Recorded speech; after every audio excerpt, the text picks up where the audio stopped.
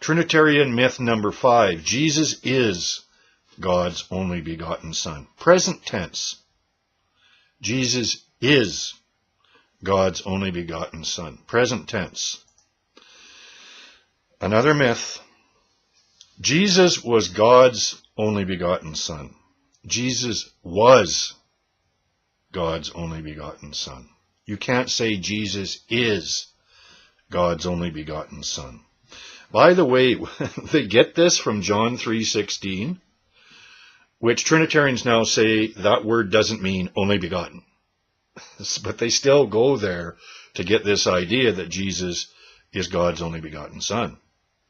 And they have this problem because at John 1:18, you can't say that the only begotten God declares the Father, because now you've got an only begotten God declaring an unbegotten God, the Father.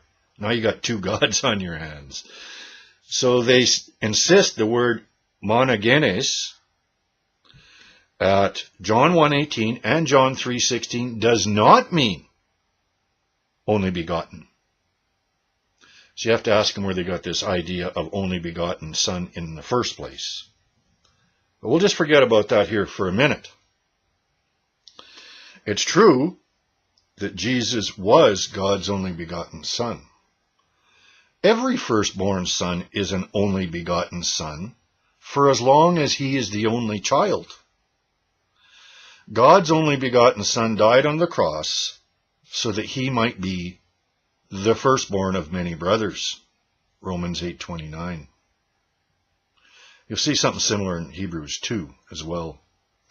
All the children of God are begotten sons or daughters of God, since they are born of God. Born of God, begotten of God, it means the same thing. Same Greek word, exactly. All the sons of God are begotten of God. John 3. That's what you're being taught there. So if Jesus is God's only begotten Son, what are these other begotten sons doing existing in this reality? That makes no sense. Jesus was God's only begotten Son, but now there are many begotten sons of God. That's what the new birth is about, that Jesus is teaching about in John 3 to Nicodemus. He was only begotten Son when he went to the cross. He was the only one begotten of God or born of God. Jesus was it. Nobody else. But when he died and rose again and poured out his Spirit at Pentecost, there now are many begotten children of God. And they know who they are. Romans 8:14 and 16. Jesus is certainly unique. There's no doubt about that. Nobody else was a begotten Son of God when he walked on this earth. And nobody else is a begotten Son raised into glory like Jesus is now. He's the only one. So he's certainly unique. But it is simply false to say today that he is God's only begotten Son. No, he's the firstborn of many brothers. The firstborn of many begotten sons of God. To make such an assertion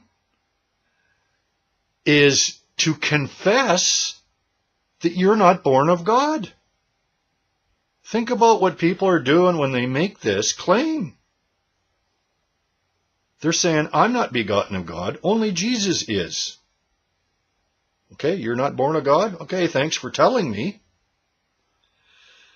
Romans 8 tells us then it is the world who makes such a claim, not the children of God, because the Holy Spirit testifies to our spirit that we are children of God.